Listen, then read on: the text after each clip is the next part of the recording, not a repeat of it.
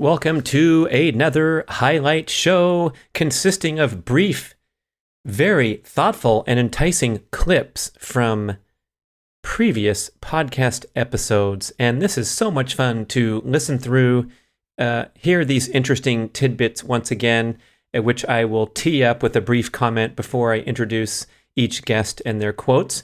But the idea is to give you some interesting, inspiring takeaways right out of the gate listening to this episode, but also to go back and listen to the shows that pique your interest. So here we go. And the first clip is from my good friend, Tania Teschke, author of The Bordeaux Kitchen. And in my long career publishing books at Primal Blueprint Publishing, Mark Sisson and I wrote quite a few, and we also published nearly 24 books from a variety of other authors. And I'll tell you, this book is like no other that you will see on Amazon or in the bookstore. It's an absolute masterpiece, a complete, thorough, and very entertaining education on French food, wine, and culture, and healthy living and healthy eating. And Tania has so many interesting things to say. She's a deep enthusiast into the ancestral health and progressive health practices. She's had a variety of health ailments of her own that have sent her into tremendous research and understanding on the various problems we have with not only modern diet, but modern life in general. And so this clip, she's going to talk about the wonderful, cool smart meter that's put on your home to manage your electricity use is highly disturbing and giving off a lot of electromagnetic radiation. So she's talking about the strategy of vandalizing the smart meter a few times in Switzerland until they come and replace it with the old style analog meter, which gives off less electricity. Very humorous. But then she talks about the influence of artificial light and the blue light spectrum that we get from regular light bulbs and how you can optimize your home. So some alternative health topics away from her expertise and her passion with cooking. You get to see another dimension of Tania Teschke. Here we go with the first clip. It's funny, in Germany, they have a rule where you might get a smart meter, but if it's broken off, you take your baseball bat and you just knock that thing right off. They come back, replace, you do it again. They come back one more time and you do it again. And the third time, they'll just put the analog back in. And that's that. And that's that. And for Switzerland, I just heard or read recently that by the end of this year, they want to have installed smart meters in all private homes. And Oof. I can't tell you how distressing it is really for me to know these kinds of things, because our children's sleep is already sometimes disrupted. And sometimes I wonder if it's not the breaker, the fuse box that's below their bedroom. You got to just be aware and learn about these things and do what you can to protect from really what amounts to irradiation, unfortunately. This is the electromagnetic radiation, just like the microwave. Is it the same as the router? But the smart meter is more intense like at the level? Wi-Fi. That's a good question. And that's something that I don't know. The Wi-Fi is a very strong signal, and you should turn that off at night at the very least, or when you're not using it. The smart meters, it's this constant low frequency pulse, which, as it turns out, makes, for example, parasites more virulent because it's vibrating at frequencies that makes them angry. Let's just say. And for our own cells, we didn't evolve with these frequencies. So we are getting with the smart meters, for example, 10,000 to 100,000 times a day, kind of rattled with a message frequency that we don't know really what to do with. Our mitochondria don't know what to do with in our cells. And so it's very disruptive, as you can imagine. So, and some people are more susceptible than others, and children are definitely, they being made of more water than when they're small, they have more water content. And water, what do you do in the microwave? You're heating up the water molecules when you put something in the microwave. You can't put in metal because it'll create fireworks in there. But anyway, it's just something to keep in mind. And so with the light bulb scene, can we switch out to orange bulbs and wear the UV protective lenses, yellow or orange color, so we can see plenty well? Like Ollie G, check it on his videos. We just saw some of those with his yellow lenses. He was an early adopter. That's right. Is that going to provide a measure of help against the negative aspects? I would say wearing blue light blocking glasses definitely helps. That's anything with a UV rating. Like most sunglasses will have that, unless they're fake from the beach vendor for $5 and it has a UV sticker on there. Probably not, but the good lenses are treated with UV protection. So you can get, like at the home supply store, you can get safety goggles that are yellow but have UV protection. Yeah, the UV issue I'm actually not sure about, but it's that color. You may be right, but for sure the experts are saying, okay, if it has UV protection, then it's doing its job for the blue light spectrum. Yeah, that could very the indoor well be. light. Yeah. So, well, and I think the best measure is to try to, restrict your screen time once the sun goes down. Oh, that too. Yeah. And just, go to bed when it's dark.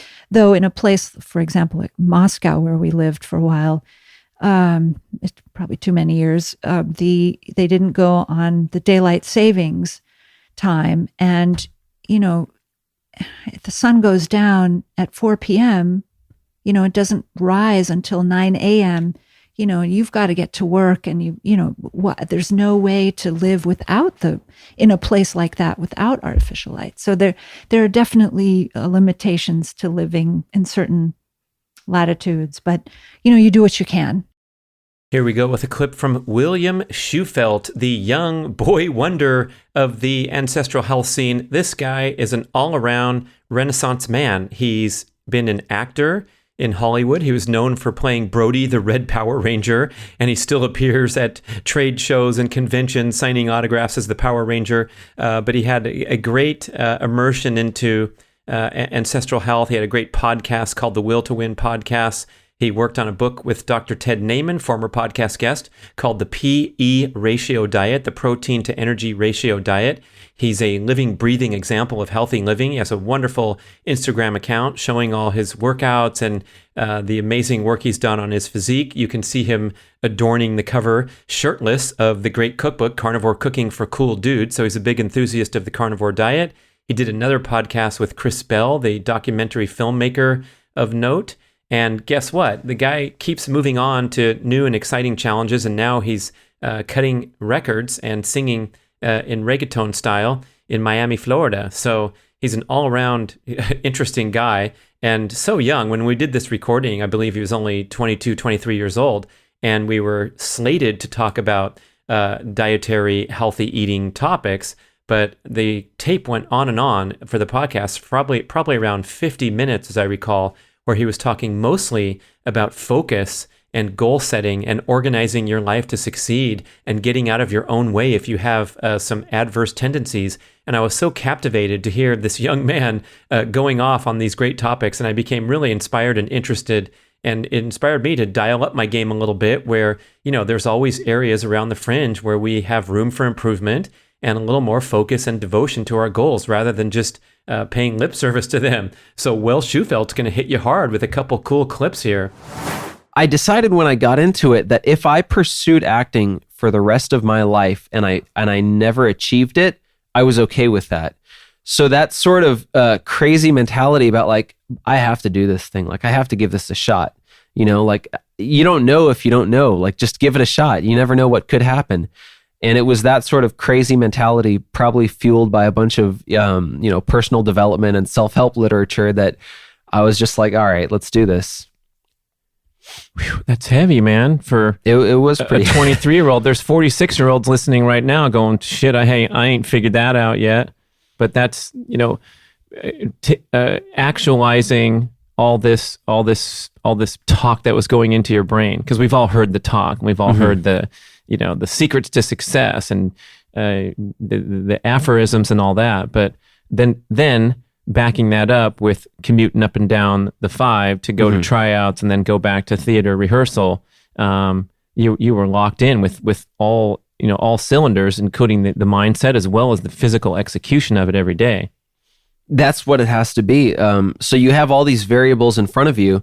You have your personal work ethic, you have your mindset, you have your health and your energy, you have the opportunities around you all the time. And if you take advantage of every single opportunity around you every single day, and you're laser focused on what you need to get done and what your goals are, I think it's a matter of time. It might not happen soon, or it might happen soon, but like you can't leave any stone unturned when you're doing that sort of thing, especially if it's as risky as acting. When I first moved to LA, I would see so many friends that were in acting, and they were hanging out, they would smoke weed, they're at, oh, let's go out to dinner, let's go have some drinks, let's go do this and that. And it's like, you're in like the riskiest, most difficult profession. And meanwhile, doctors are working for 10 years, to try to make that career happen. And you're working, a quarter of the amount of work they're putting in, and you're hardly working at this thing, and it's so much more difficult. Like it's so based on luck and whether things work out and stuff. So it's like, how could you not really devote yourself to this? So yeah, I think just a lot of people aren't that serious about it. And I'm not telling everybody that, like, I don't think this lifestyle, that sort of mentality is for everybody. I really don't. I think that there are a lot of people that you need to look for fulfillment. And if you're fulfilled with the job that you're working in, and you love your family, and you have a great home, and you have a great lifestyle, you don't need to suddenly say, I need to be the CEO of this company, and let me just forget about everything. And now my marriage is going to suffer. Now my energy is going to suffer. I'm not going to spend as much time with my kids and stuff like that. I'm very aware that there are trade-offs with this stuff. So for me, at the time, I was a single young man with a lot of energy, and I was driven by passion and purpose to do this thing, and I did it. So I don't think that everybody at every stage in their life has to think this way. I'm just saying that to achieve that in the time I did, in the stage of life that I was in, that's what I had to do. Yeah.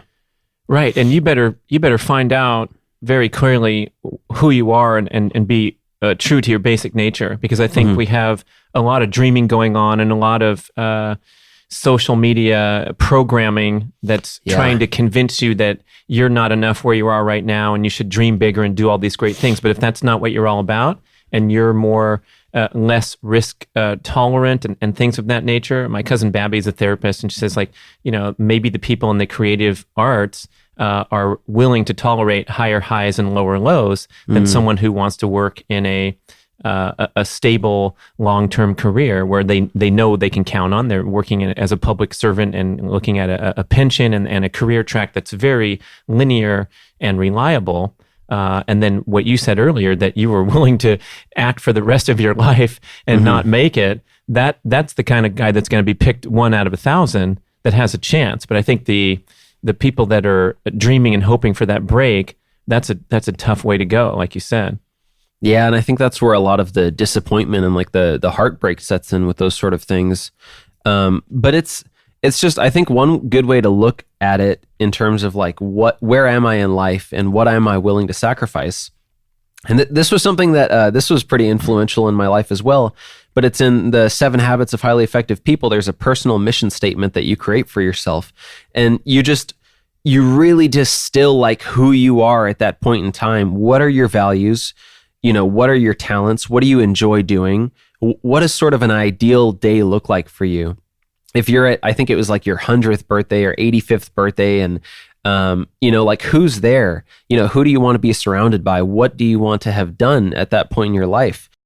Time to talk to the doctor, people. A free consultation from one of the world's leading and most knowledgeable progressive physicians you'll ever find. A guy who walks his talk and leads an incredibly healthy lifestyle, and also integrates all aspects of healthy living, not just medical numbers and blood tests, but he writes a wonderful blog, Cultural Health Solutions blog, and author of the South Asian Health Solution. His name is Dr. Ron Sinha.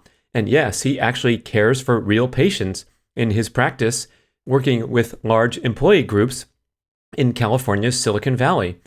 We've had other podcast discussions where he talks about things like FOMO being representative of an actual disease state. So this high stress, consumerism, comparative lifestyle that we lead, leading to adverse blood values and health conditions among his patients because they're in that rat race like crazy. So I really love his broadened perspective. But actually, in this clip, we're going to be talking about some blood markers and getting some breakthrough progressive insights from one of the world's leading physicians in this area. So he's going to talk to you about the most important heart disease risk markers, which are the triglycerides to HDL ratio. That's right. It transcends our obsession with LDL cholesterol numbers. And you can listen to the whole show for more details, but this is some good takeaway insights to realize what is truly most important when you go get a blood test. Dr. Ron Sinha, culturalhealthsolutions.com is his website.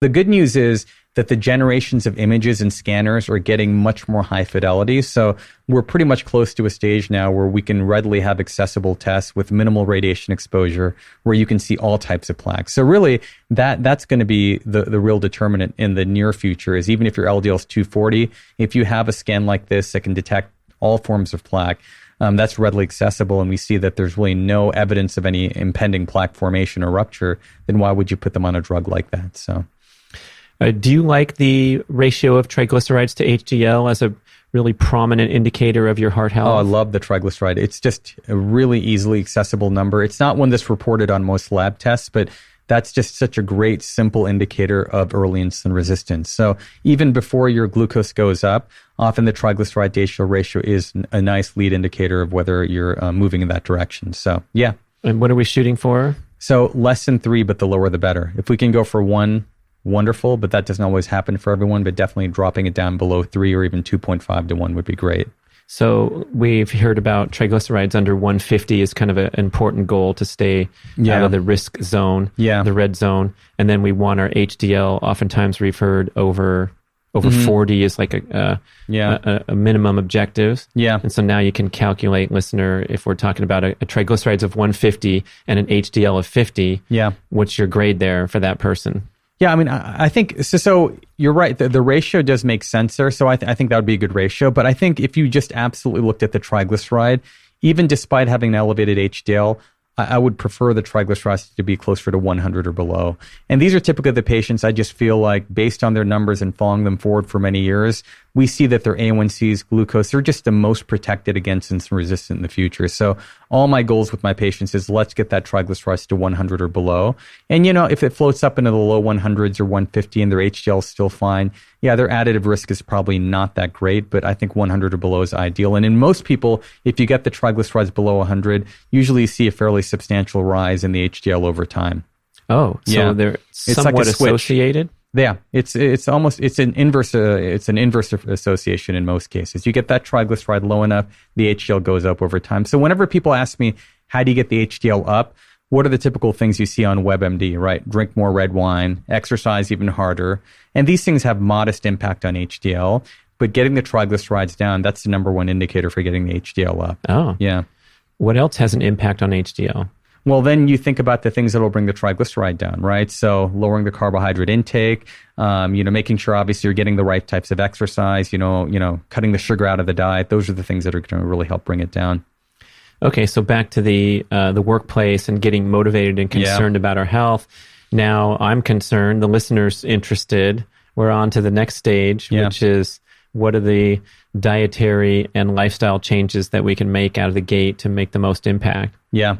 So I'll tell you, a lot of my thoughts have sort of evolved over time because in the beginning, when I started this movement, it was really fixated on let's get that carbohydrate number down as low as we can, or, at least to a reasonable threshold. And even though that's the epicenter of my approach, because I see so many insulin resistant folks that are consuming loads of carbohydrates, now, when I see stressed out people that are in the office that are dealing with the pressures of work, home, etc., the last thing you want to tell them is let's remove something from this diet that you enjoy, especially if you're an Asian who likes to eat rice. And I tell them we got to cut back on rice. So that goes okay with some people. With some other people, they're like, that's my comfort food. That's my life, man. That's my pack of cigarettes. You're taking that away from me, right? I'm not smoking. I'm not drinking alcohol, but you're taking that away. So then, so if someone's motivated to do that, that's a no-brainer. That's easy enough to do, is to remove those extra carbohydrates. But now I'm really thinking about more of an additive impact on their diet. Like, what are the foods that are going to energize you and keep you satiated and satisfied and happy in the context of your chaotic life? And, and one of the things we see in a lot of our patients is they're just not eating enough protein. Like, how do we get more diverse, healthy sources of protein into your diet? Here we go with a clip from Tippy Wyatt, the hostess of the Tippy Tales viral YouTube channel. She's an expert in the ketogenic diet and weight loss, and she's a super fit, cute gal, and she bounces around on Instagram with all her followers. But wait, you got to look deeper than the polished performer that's out there in front of the camera telling you how to shop healthy, eat healthy, and engage in these interesting weight loss challenges with higher stakes and more accountability than most people pursue. So she has a lot of good advice there. But boy, her background, her story, the pursuit of the American dream, it's so inspiring where she came from, and some pretty heavy stuff, even in this short clip. But it will definitely encourage you to go back and listen to the show from health expert Tippy Tales, who has made it a long way to the position she's in today, and is a great young lady doing a lot of good work. Here we go. A lot of people don't know this about me. I don't have an accent or anything like that. I've been here for quite some time, but mostly all my life, yeah. But we started our journey in refugee camp in Thailand, and with hopes of coming here. My mother was pregnant with me, and my sister was 3 years old, and my dad, and had the American dream of coming here. Not the typical American dream. The typical American dream is the white picket fence and all of that, but he wanted his girls to get an education, an American college education to be specific. And under obviously unfortunate circumstances, my mother gave birth to me, and she passed away. She bled to her death, and I was born in refugee camp, and we immigrated here. So it was this oxymoron of a tragedy and miracle wrapped up in one. So we started our life like that. And it was a rough start, but came here to America, and fast forward, my sister and I, we both have a college education, and, very proud of where we've come from, and lived in a very traditional household, Laotian household, and we speak it, we cook it, every being, we've taught our parents English, we taught ourselves how to speak, write English, and we were dirt poor growing up. This is in Fresno? Yeah. And you were in a farming situation? Yeah, we did farming, and, my parents rented a couple acres. We did oriental farming, so long beans, sinqua, bitter melon, Thai chilies, that's what we did. We worked our summers at the farm, and we earned, our back to school clothes working on the farm. And while people had vacation, we were working on the farm with our parents and helping them out as much as we can. And that's how we earned our back to school clothes. So it's been a lot of trials, a lot of tribulations, a lot of struggle along the way, but anybody can do anything they want to do if they really want to do it in life. That's how we feel about everything. So that's how life started. And of course, there's a lot of twists and turns along the way. But one of our passions growing up was cooking. We had to cook from a very early age for our parents and learn the traditional way of smashing a Thai chili in the brick and mortar. And what did I say, brick and mortar? Is that what you smashed on the stone or something? Yeah. I was thinking you pestle. could smash it on a brick, I guess, but see, I don't use that term often, right? The it pestle and mortar. Her yeah, it's like brick school and mortar. Education at Fresno State. Like, what am I saying? Brick and mortar? This is not a shop here. Yeah, so we learned the traditional ways on how to cook and really immerse ourselves in it because we enjoyed it and we cooked for our parents, and that's how we were brought up to learn, the art of cooking, and we fell in love with it. And that's a project that my sister and I have been working on, and it is an authentic Asian keto cookbook. I'm so proud of it, Brad. It is one coming of soon. Coming soon. Yes, coming soon.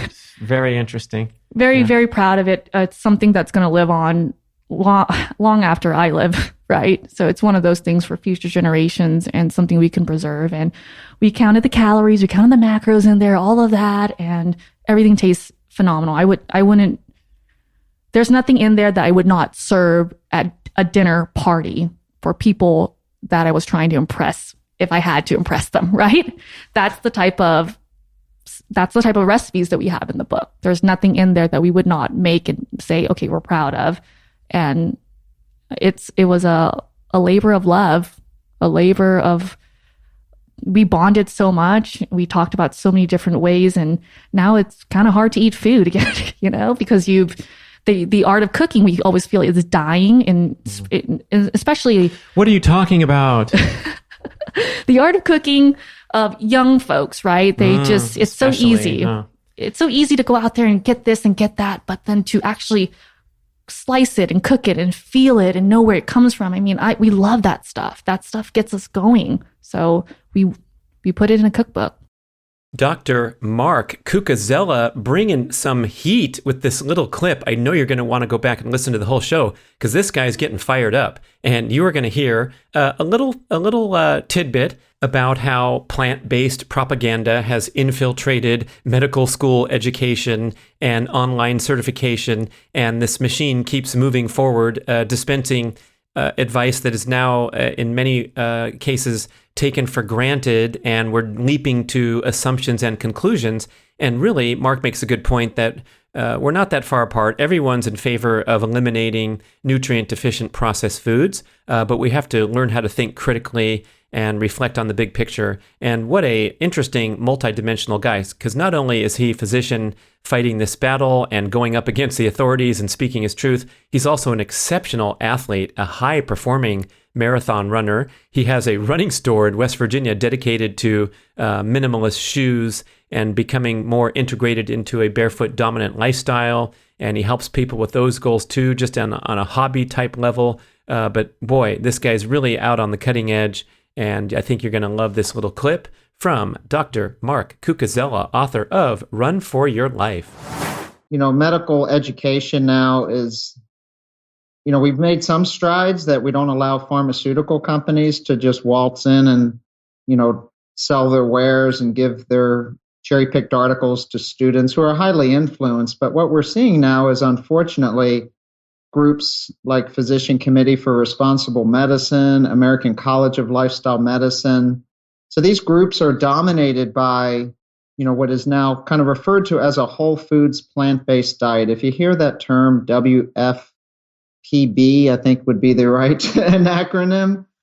It's code from what I'm reading, and what I see given out to students as, I probably eat a WFPB, so the volume of my plate, Brad, is probably plants, the most volume, but certainly if I don't have anything of nutritional substance on that, some form of fat and protein to go with my veggies, with a nice bottle of Primal Kitchen, Greek goddess.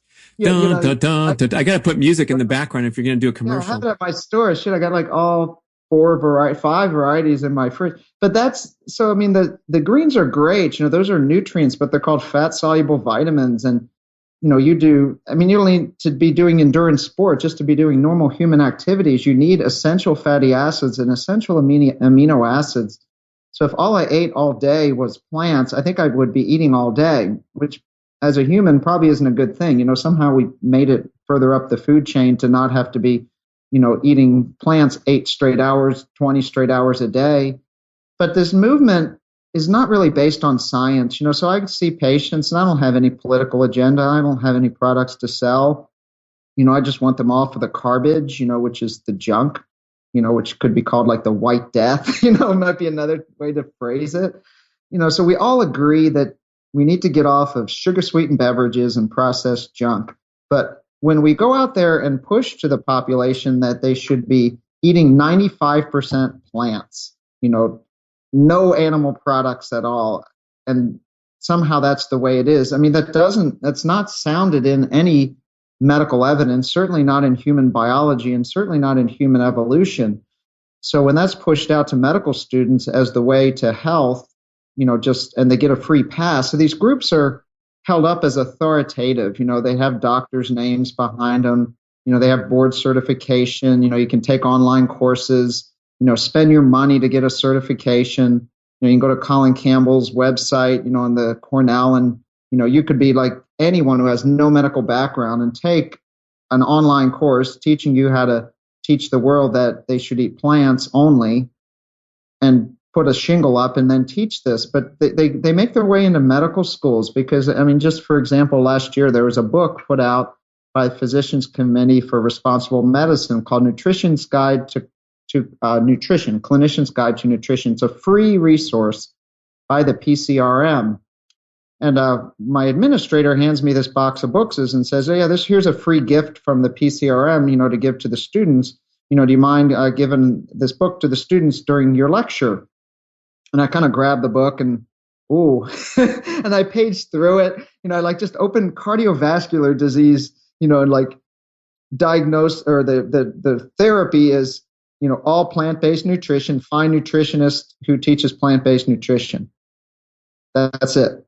That's the remedy. So I agree. I think we probably agree on 80 to 90% of things, get rid of junk food, but the world right now is suffering from a condition called hyperinsulinemia. So unless what that person, so here's how it is. I don't know, maybe you want to throw another question or just let me go on a little bit on this, Brad. I'll clarify. So this was a podcast from the British Journal of Sports Medicine from one of the leading pediatric obesity specialists. And this one made sense to me and how we need to look at this as a society. So if we have 30 kids in our grade school class and one kid is failing, maybe it's about the kid. But when 2/3 of the kids are failing, it's not about the kid, right? You can't blame the kid. The one and only Dr. Kate, setting us straight. She has been a beacon of truth and detailed information and explanation on all things healthy eating, ancestral eating for over a decade now. I've been following her and such a huge fan. Her book, Deep Nutrition, is an absolute masterpiece. It was re-released in a larger, more expanded form, so you can go look for the recent version. The grassroots version that she wrote in 2009 became an internet sensation and sold like crazy on Amazon. Then she got a major publisher, got it out onto the bookshelves everywhere. And then her follow-up book, The Fat Burn Fix, which we're talking about in this podcast, is really a great way to see the challenges with the big goal of reducing excess body fat, particularly the role that highly polyunsaturated industrial seed oils plays in making your fat metabolism dysfunctional. And when that happens, boy, are you in big trouble, because when you start to clean up your diet and cut carbs and do what you're supposed to do, and you can't burn body fat effectively, you're going to run out of energy and your diet plans are going to derail. So I call Dr. Kate the world's leading crusader about the damages and the destruction caused by refined, high polyunsaturated industrial seed oils. That's what this clip is all about. Please enjoy and listen to the whole numerous shows we've had with Dr. Kate, including one called How to Become Cancer-Proof, which could be life-changing and really thought-provoking. The first thing that goes wrong is that your body gets damaged when it tries to burn fat. Gets damaged?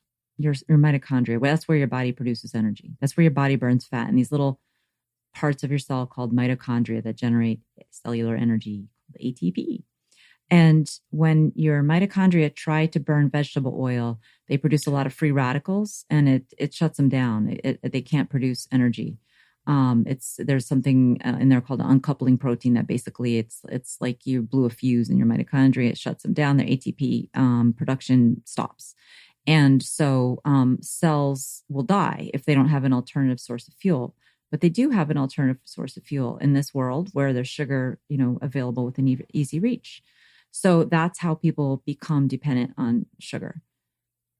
So the culprit, the cause, is this lifelong ingestion of vegetable oil, hand in hand with sugar, obviously, when we're talking about basic modern diet.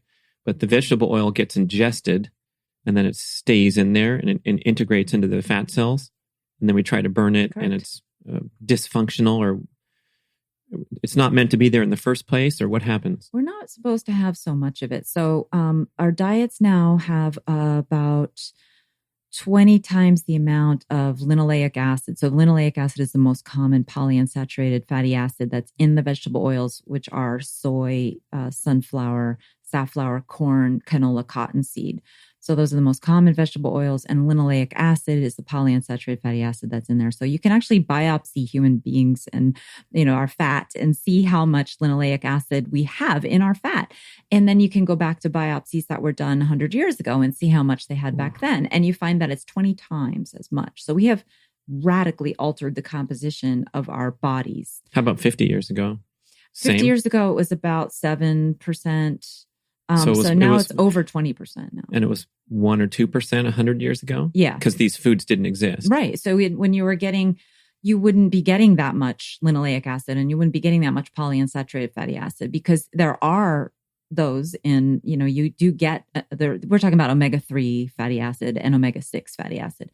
And of course, those are naturally occurring in food, but it's in a lower amount. And our bodies don't need that stuff so much for energy. We don't want it for energy. We use it for signaling, and we use it for building nervous tissue and for the proper fluidity, maintaining the proper fluidity of our cell membranes and our body temperature. And I think that this oil is a big reason behind the epidemic of thyroid disease, because our thyroids are very primal organs, and they do stuff like maintain our body temperature, and that is so basic, and it's based on physics. And when we've changed the melting point basically of our body fat, then the physics by which our thyroid operate have been disturbed, and our thyroid doesn't operate properly anymore. So we got tons of people with thyroiditis, thyroid nodules, hypothyroid, there wasn't this epidemic of thyroid disease before vegetable oils. And even more like correlating, if you have to use correlatives to figure things out, pet food. You ask a vet who's been around for 30, 40 years, pets now are starting to get thyroid disease and thyroid nodules and stuff that they didn't before. And pet food didn't used to have all this soy oil in it until about 10 years ago. So there's a lot of arrows pointing towards soy oil, canola oil, and the vegetable oils being the number one scourge, far more important than sugar. And, I think it's important to understand that, sugar is addicting and bad and not be controlled by it and by your sweet cravings. But it's way more important as a healthcare provider for me to tell people that vegetable oil is, if you just get vegetable out of your diet, you're going to do way more good than if you get sugar out of your diet. And in fact, we have a second clip from Dr. Kate where she gets on her devil's advocate helmet and challenges the pillars of conventional health, dietary, and medical wisdom. And she is not afraid. She does not pull any punches. She's calling out the prestigious Harvard University for being deceptive and taking bribes and dispensing flawed with information that they knew was flawed dietary advice. And these are things that have shaped not only American dietary policy for decades, but have exported that to nations across the world. So some really bad stuff has been happening behind the scenes.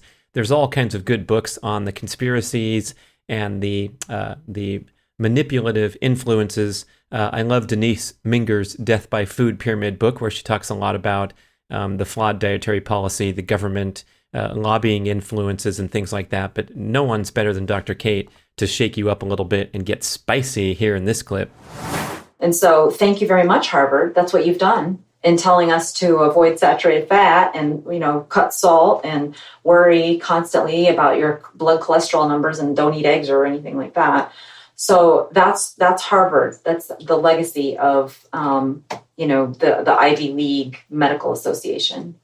And the other pillars that we sort of automatically or inherently respect due to, I guess you'd say, branding and brainwashing. But it's a pretty serious accusation. You told me Harvard's bought and sold, and everybody knows it. And when that coconut oil thing came out, and I think it's pause for reflection, where we don't have time to think critically about this stuff, so we're going to go to our resources. But then it turns out they're cherry picking information. You mentioned the Minnesota, what was it called? The Minnesota Heart Study, the Minnesota Cardiac Study? The Minnesota Coronary Experiment. Yeah, you can Google this and it says previously suppressed data, or terms like that, where you're like, these people were doing, a high-profile scientific experiment, and now we're finding that they suppress data. That's pretty crazy stuff. Yeah. I mean, we do get kicked out of Harvard for that, supposedly. Yeah. But maybe not. Maybe you just get promoted to tenured professor. Exactly. I mean, no joke. It's the corporate relationships that run everything. And so... funding the person's research, so they have to sort of toe the line. Yes, exactly. And that's the problem, is that, follow the money. It's a cliche, but we haven't done it when it comes to nutrition science. And, there's like one journalist, Tania Teschke, who's working in this space. And she has done an amazing job of trying to catch people. These are a lot of older people now who were part of this whole cover-up and stuff that has happened over the past. They all have dementia, though, so they can't really. Yeah, and a lot of them are dead now because this was done so long ago, right? But when she was doing the interviews, a lot of people she tried to interview were kind of like duck and cover. They were like, I can't talk about that. Like gag order type stuff, CIA level, blackball, just I don't want my family to get killed sort of scenarios, because the edible oil industry kind of is big oil, right? When it comes to nutrition, that is big oil, and they run a lot of the research, and they basically run these institutions of so-called higher learning in medicine. So when we see that heart healthy on the label of the vegetable oil, you told me the price tag. This was to get the heart healthy terminology on your food label. Yeah, companies pay $750,000 for the heart healthy check. So like Kellogg's and the people who make Honey Nut Cheerios, they bought that. And that was the price tag, 15 years ago. I imagine it's gone up now, if they still have that. Now they may have something else, but there's always some way to earn money by trying to say you're healthy, and having the American Heart Association, say that they improve. So basically, if the American Heart Association says it's healthy, it's probably a red flag. My show with Luke Shanahan, Deep Thinker, where we talk about cultural trends, some strange, weird stuff like the over-glorification with wealth, obsession with results and status and your public perception. And he offers some really interesting and fun insights. During this clip, I realized that he mentions a new term that he coined called a matrepreneur. A matrepreneur, with amat meaning love. And so being someone who loves what you do and making a unique contribution, pursuing your dreams and your passions and your goals. Just a fun little clip from a really interesting show. I think you're going to get a kick out of Luke Shanahan, Dr. Kate Shanahan's longtime life partner and writing partner. He's a wonderful writer, chef, multi-dimensional guy, throwing down some fun stuff. Here we go. That gets us back to what we were discussing earlier about the difference between being an entrepreneur and being what we're going to coin. Luke's new word. Get ready. A matrepreneur. A matrepreneur. Amat meaning love, right? And like an amateur means love of the game. So a matrepreneur versus entrepreneur, right? So an entrepreneur is the person who is mistaking the shovel for the dinner, right? This is the person polishing their trophy from a tournament they won 20 years ago, rather than being out on the course with their friends playing another round, even if it's not going to be a perfect 59 like Mickelson did in Kauai. I watched every shot, and I can tell you when he hit that 9-iron, I could feel the rumble under my feet. He's a strong dude hitting it out of 6-inch Bermuda. But the entrepreneur says, I've won my trophy, or I have my jet, I have my successful business, I have these things, but you say, I am my business. No, you're not. And if you are, you're in trouble. You're in the thick. You're with the Mickelson in that 6-inch Bermuda, and you need to hit out of there because, your business, no matter what it is, it's good that you share an energy with it and an identity with it. But that's sort of like, being connected to somebody as a conjoined twin. You share blood supply, but it ain't you. It is so closely linked to you. You can think that it is your identity, but the people who are most successful, and they speak this way. I mean, the richest people in the world, the Bill Gates and the Buffetts and so on, they get to a place where they say, none of this really is what it's about. It's about giving back. It's about doing good. It's about being feeling that I am contributing in a significant way. They say that when they're on top. Once they're on top. And the Google guys are my favorite example, where they didn't go public. They wanted to just build a better search engine, Make the world Everyone a better else place. is like .com, go public, IPO. Right. And then my friend Ray Sidney, who was the 5th employee hired at Google. I have a great show with him. Great. And he was a mathematician, educated at Harvard, MIT, top level education, and going into this wonderful career opportunity that worked out very well for him. But he said, you know what? I wasn't a guy heading over to Silicon Valley to make money. I was a lifelong curiosity and passion for mathematics. Right. And that's something that people forget when they see the glorification of wealth. And of course, he's living the dream life that everyone dreams of. Sure. But he got there because of his passion for mathematics, and in his spare time, his hobby time was spent solving math problems with this organization that puts out, math problems to solve. And so if you can't pull that message out of the dream-like glorification of celebrity, now we're getting to something. But I was kind of knocking the big shot guys because it's so easy for them to say. Exactly. And now what I see is their message is being repurposed by the climbers, right? Because they know it sounds good to say, yes, I'm just here to be in service. Right. And so what my business is all about, I'm a ghostwriting service, and I look for celebrities to prey upon and extract a economic value to tell their story because I'm such a skilled writer. Yeah. And it's just all about being in service, and I don't need my name on the book. And it's sort of like, it seems a little disingenuous, even though they're trying, and I give them 5 points for trying. It's like, how about tell a little bit of the truth?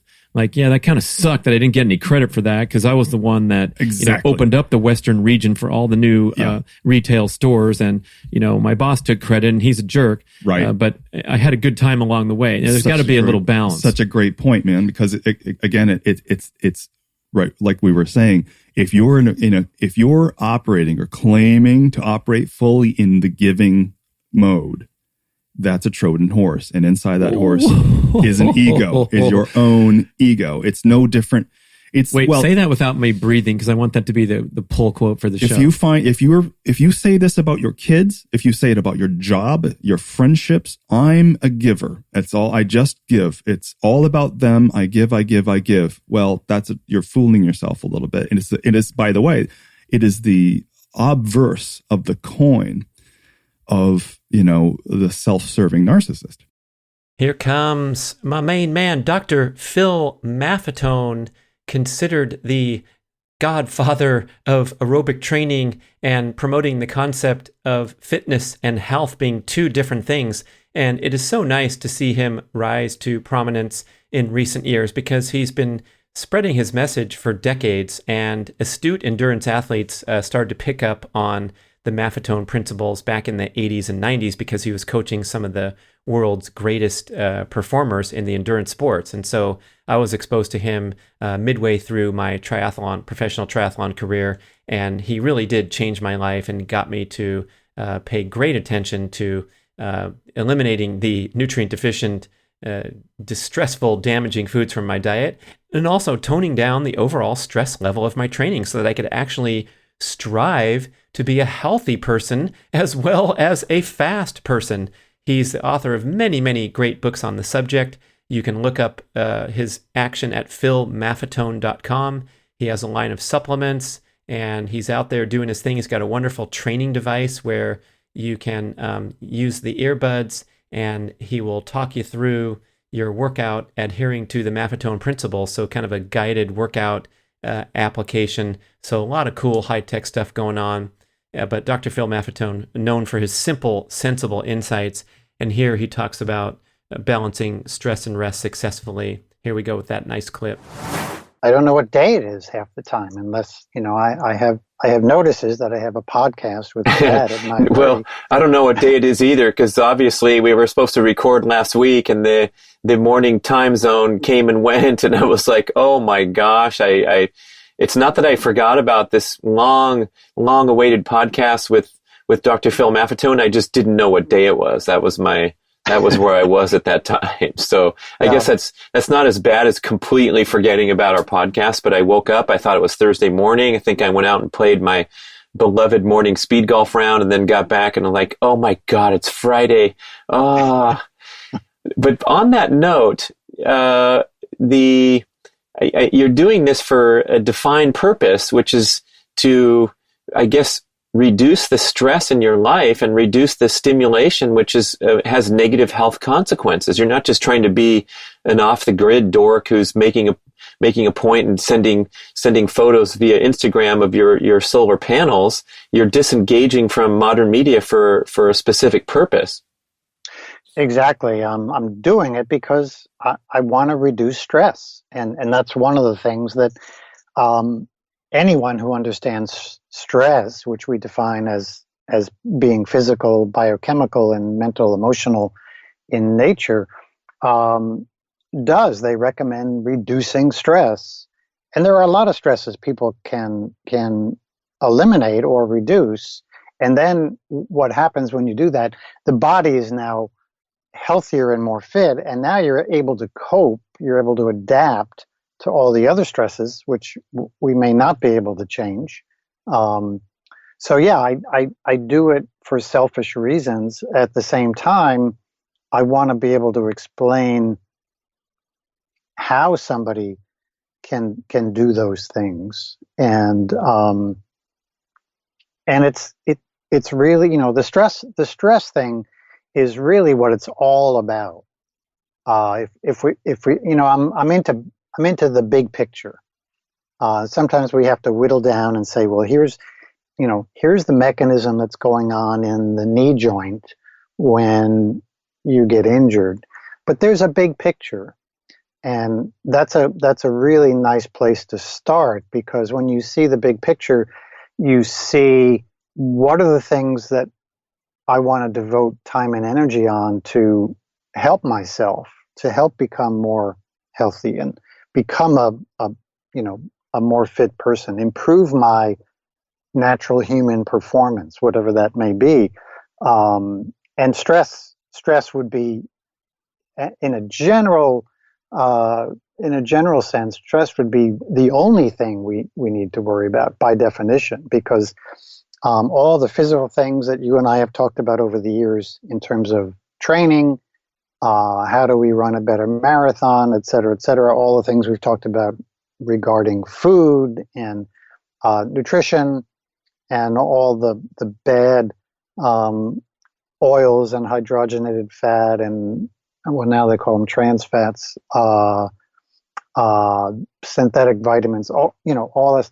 We can all throw that into this thing called stress, because there are physical stresses that we need to deal with. There are biochemical stresses, which is where nutrition is and food. And there are mental, emotional stresses, which is our education or our miseducation. Pain is there too. Pain is something that is an emotion. And so when we put all that together, we say, well, now I'm really confused. Now I'm overwhelmed, because if I make a list of all my stresses, which I recommend people do, it's unlimited. I mean, I've got, I'm up to 57 physical stresses I'm under. I've got, 107 biochemical stresses, and I've got all these mental, emotional stresses, many of which I really can't even define, but I know they're. So what do I do? It's and everybody's waiting for the answer. I don't know the answer, because it's individual. It's very personal. Thank you for listening to the show. I love sharing the experience with you and greatly appreciate your support. Please email podcast@bradventures.com with feedback, suggestions, and questions for the Q&A shows. Subscribe to our email list at bradkearns.com for a weekly blast about the published episodes and a wonderful bi-monthly newsletter edition with informative articles and practical tips for all aspects of healthy living. You can also download several awesome free ebooks when you subscribe to the email list. And if you could go to the trouble to leave a 5 or 5-star review with Apple Podcasts or wherever else you listen to the shows, that would be super incredibly awesome. It helps raise the profile of the B.rad podcast and attract new listeners. And did you know that you can share a show with a friend or loved one by just hitting a few buttons in your player and firing off a text message? My awesome podcast player called Overcast allows you to actually record a soundbite excerpt from the episode you're listening to and fire it off with a quick text message. Thank you so much for spreading the word. And remember, be rad.